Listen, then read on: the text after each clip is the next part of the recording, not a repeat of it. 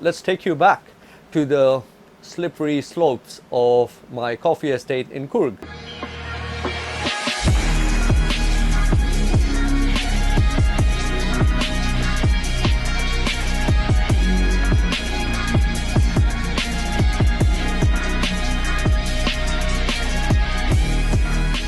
So that's where I learned to drive the car properly. So my dad in the passenger seat, and I was, I don't know, 10, 12 years old or something like that.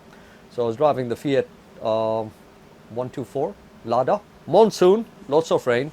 So we're talking about full rain in the Western Ghats. The rain doesn't stop. So people are so tough that they're outside working when it's raining. And a drop of water is about that fat. Okay. So that's not like your Dubai rain where it drizzles and goes away. We're talking about proper rain. So this goes on for days, weeks, sometimes even months. So we're there in the coffee estates driving a rear wheel drive car, really slow speed, high stakes, because we're on a road which is probably about 10 foot wide. So two cars cannot pass through that road. One car needs to stop, then the other one passes. Or if you just get heads on with somebody, either you back up or he backs up, depending on whoever is closer. So you share the road that way. So you back up and then there's space to park, pull over on the side, and then you just maneuver around him and go. Now, one side is a cliff, which just goes up. The other side is another cliff going down. So that's the place where I learned to drive. So slush, lots of slush. So it's a fine balance between what you're doing with your pedals. So how you're clutching the car, how you're keeping the engine going, how you're using the brake, and I would say Diego Sato slow motion drift experience. Okay, so there I am, canter steered, okay, making a right corner where there is a truck which has fallen into a ditch. So there is very little space. So I have to swing the car around at 15 kilometers an hour. Swing it around the car, around the truck, and make my way, straighten the car before the road becomes narrower, and go. So that was probably one of the most exciting times. So there I am, swinging the car around, 15 kilometers an hour, right-hand drive, right? Because in India it's right-hand drive. So first gear, carefully using the gas and the clutch at the same time so that the engine doesn't die out because it's slightly at an inclined angle. Turning it around, and my dad's steering the car from the passenger seat. So he's like, okay, gas, keep going. It's okay, you got it. And when we made it through, I was like, I've just accomplished one of the biggest tasks in my life. You know, it was exhilarating, it was fun, it was amazing. So yeah, I mean, it's awesome. But it's funny enough to see, because you see, you come to Dubai and most people have never drove a car in their countries in their life. And everybody just got a license when they come to Dubai. That's great. Okay. So the sprinklers come on in the evening and the car's going on them. Everybody's panicking, swerving left and right, switching on their hazard lights, and a little bit of rain or a drizzle, and people start panicking. Like, man, what's going on? Your tires have treads. Okay. Not to worry. The best part is the fog. When the fog comes on, okay, when I was new in the country 14 years ago, it was a lot different to what it is today. So pretty much every car used to switch on the hazard lights and go really, really slow in the fog. Hey, look, if you can't see where you're going, don't go that fast. It's as simple as that. If you're speeding and you're going really fast, more than what you can see in the fog, then it's obviously you're going to either kill yourself or kill somebody else. None of that is fun. If you die, then that's okay, you know, but if you kill somebody, that goes on your conscience. And then that completely changes your life, and not to mention the life of everybody else who had nothing to do with your out of control behavior. So whenever there's fog or anything, just slow down. Nothing is running away. You know, life is most important. Life is precious. So take care of it. Coming to car clubs in Dubai, different people have different car clubs. So the muscle cars have their own clubs. And when it comes to muscle cars, there are different cars. So you have the Camaro club, you have the Mustang club, you have the Challenger club. Everybody has a different club for different things, and you know, and then there are other groups and communities where everybody is welcome. No discrimination, no none of that. At the end of the day, we're all motorheads. It doesn't matter what skin color you have, as long as you share the passion, then we're all brothers in it. Off the top of my head, I have this story fresh in my mind because the other day I was speaking to somebody and telling them the instance in the gym, one of my gym buddies. So it was back in 2006, so or 2005. I have this super beautiful, super fast motorcycle, Yamaha 2-stroke with no license plate, just a headlight, no tail lights, no nothing. Riding my bike really late at night, 2 a.m. So I have these two guys racing their cars on the street. That was when the Fast and the Furious #1 had come out, and all of these boys were tuning their cars, putting stickers on their cars with NOS, and you know, it adds extra 5 bhp or whatever. So all of that stuff.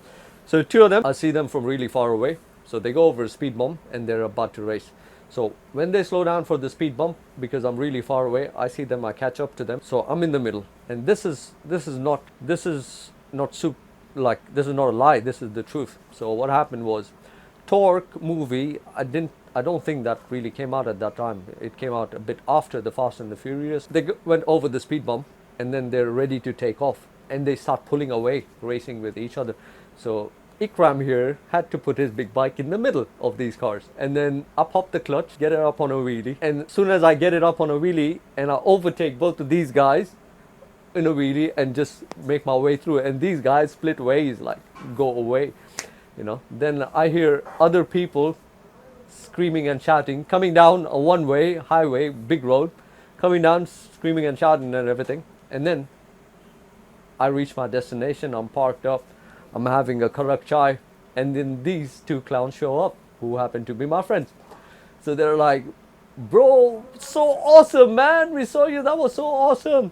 I'm like, how did you know it was me? They're like, there could only be one guy whose headlight points at the sky. That's only you. So that's how we know it was you. That's why we came back here.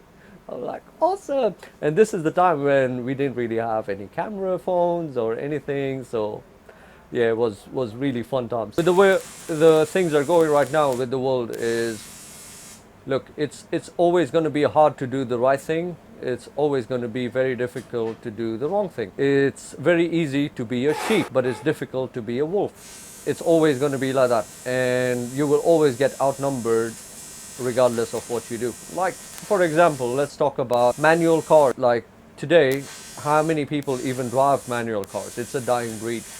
I take great pleasure in driving a manual car because I love the engagement. I love the feel. I barely use my brakes. I use the gears to control the speed. Everything is awesome. I don't mind sitting in traffic for 2 hours, pressing the clutch, releasing the clutch. I don't mind that because it's going to make my legs stronger at the end of the day, you know. So never be afraid to put in work for the right things in life. Yeah, the new electrical cars have come up. They're fast, okay. They're great, okay. But you really want to be thinking that you're actually doing any good to the planet? Not really, because the lithium batteries, they come with a very heavy toll on the planet itself, right? So I would just stick to something where I can engage more with than be automated into something where I'm not even doing any work at all. If you have a powerful car, I would say never do any kind of street racing because you're jeopardizing a lot of lives. It's not worth it. Your life is not worth it. Nobody else's life is worth it. I mean, it's the consequences of your actions being reckless are way too heavy for anybody to go through with it. Okay, so let's not do any street racing at all.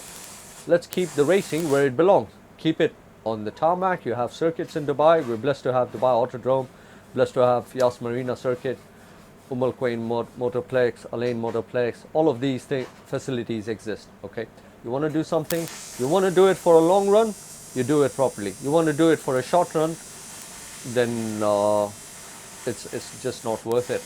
If you live like there is no tomorrow, there won't be one. Okay, so understand that because that's really important. If you want to do rallies, then obviously we have great outdoor off-road racing terrain in the UAE. So there are a lot of clubs which are organizing races off-road. so many events happening during the year. Get a car, build it up. There are so many workshops offering these services. Build it up properly, go race, have fun. Have fun properly, where nobody gets hurt and everybody's safe. A message to the younger generation: great, time is valuable, very, very valuable, and don't waste it. Live your dreams and find a job that you will love, and follow people who will motivate you. Health is number one. Take care of your health. If you take care of your health, everything else will fall in place. And focus on your dream. Let there not be any other deviation where you have to give up on your dreams and you have to do something else. Money is super important, family is super important.